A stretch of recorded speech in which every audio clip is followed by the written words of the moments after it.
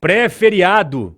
E o que a gente está fazendo nesta noite de quinta-feira, dia 14 de novembro? Analisando juntos o XPLG11. Sim, ele divulgou o seu relatório e eu já fiz toda a análise para você e vou te contar tudinho o que eu descobri a partir de agora. Vamos começar falando dos dividendos. Ele pagou hoje, no dia 14 de novembro, 78 centavos por cota. Isso dá um dividend yield mensal de 0,82%.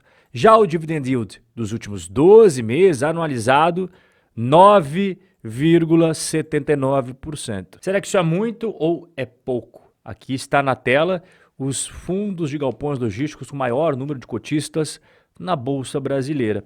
E aqui onde eu estou passando o mouse é o XPLG. Ele está pagando mais que o HGLG, mais do que o BTLG, mais do que o VILG11, mas ele acaba ficando para trás do LVBI, do GGRC e também do BRCO. Será que ele está sendo negociado com desconto, então? R$ 112,47 o valor patrimonial por cota e valor na Bolsa, R$ 95,57. Então, sim, tem um baita de um desconto, como você está vendo aqui na tela. Será que é só ele? Não. Todos os FIIs de galpões logísticos estão descontados. Alguns menos, como é o caso do HGLG, do BTLG, outros mais, como é o caso do VILG e do LVBI. O XPLG ele acaba ficando ali numa zona intermediária. Vamos então às novidades. Esse último mês de outubro teve a aquisição do empreendimento logístico em Piracicaba, interior de São Paulo, que eles chamam aqui de CLP, área bruta locável, mais de 67 mil metros quadrados. Foi lá no comecinho, para ser mais específico, de 1º de outubro. Eu coloquei aqui embaixo alguns detalhes importantes.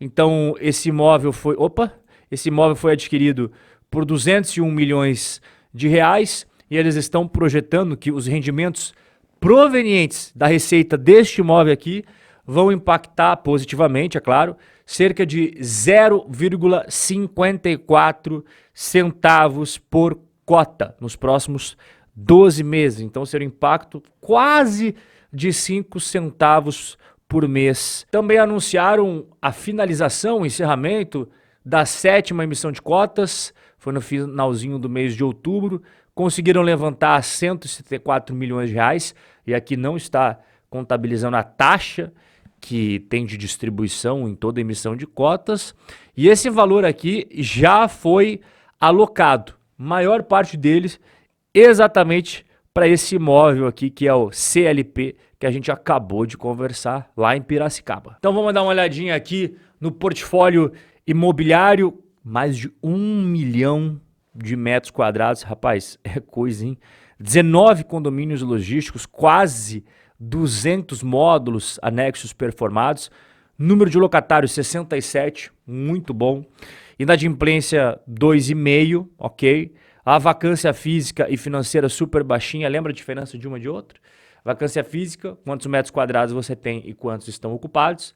E vacância financeira, quanto que você poderia ganhar se o mundo fosse perfeito e quanto que você ganha mesmo na realidade, porque na realidade tem carência, tem desconto, tem inadimplência, e aí tem uma diferença entre o mundo ideal e o mundo real. Essa é a diferença entre vacância física e vacância financeira. Aqui você está vendo todos os galpões logísticos que fazem parte do portfólio do fundo, e aqui você vê a localização deles, a diversificação geográfica. Tem bastante coisa aqui em Pernambuco, então tem participação no Nordeste, tem também exposição no Sul, em Santa Catarina e no Rio Grande do Sul, mas é claro, a região Sudeste sempre a maior exposição, né? Minas, Rio e São Paulo sempre o primeiro lugar. Os locatários, super conhecidos de todos nós, Via Varejo, Leroy, Renner, Mercado Livre, Grupo Pão de Açúcar, Mobile, B2W, e aqui outros somados dá 43%. Vamos conferir aqui a alavancagem. Eu sempre gosto de pegar o informe mensal que eles protocolam na CVM para fazer esses cálculos aqui, ó. Então, nós temos aqui os ativos, aqui os passivos e o patrimônio líquido. Vamos fazer a primeira relação. Ativos e passivos, relação de 11%. Aqui, relação passivos, patrimônio líquido, relação de indo para 13%. Rob, eu não faço ideia o que significa essas relações aí.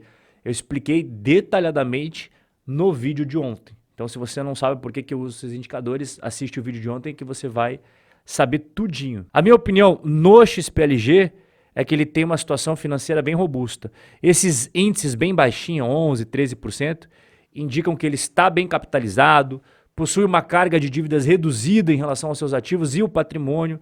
Então, o perfil de risco bastante controlado. A gente acabou de ver a estrutura de capital, mas e a necessidade de liquidez para o curto prazo? Aqui a gestão colocou o caixa atual do fundo, eles têm poucas coisas para pagar aqui até o final desse ano, vai finalizar o ano com 253 milhões de caixa.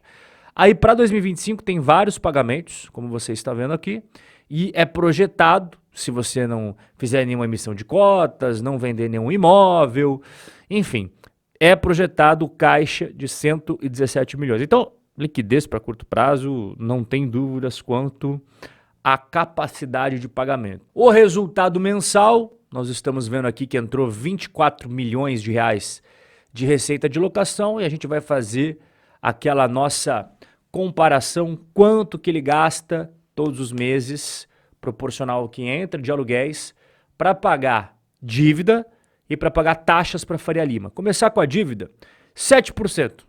Então é muito tranquilo.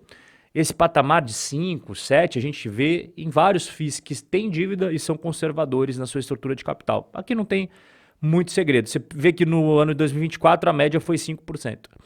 E aí, nas despesas operacionais, que são as taxas, 9% em outubro, 10% no acumulado 2024, que é o patamar que a gente vê dos FIIs de tijolos, de modo geral, fica sempre entre 8% a 12% do que entra de aluguéis. Para você que está chegando agora e não sabe o que a gente faz aqui, a gente sempre vê o quanto que é comido dos aluguéis para pagar essas duas despesas. Não contabilizamos o quanto que entra positivo de rendimentos de FIIs, lucros de vendas, renda fixa, nada disso. É uma análise bem conservadora mesmo. E assim como a gente faz esse critério para o XPLG, a gente usa o mesmo critério para todos os outros FIIs de tijolos. Chegou a hora da verdade. Não adianta nada ter uma historinha bonitinha se não dá resultado. É por isso que a gente chama o nosso VAR para ver se ele vale a pena ou não vale a pena para o investidor. Desde 2018 até os dias atuais. Vamos ver como é que foi a rentabilidade dele.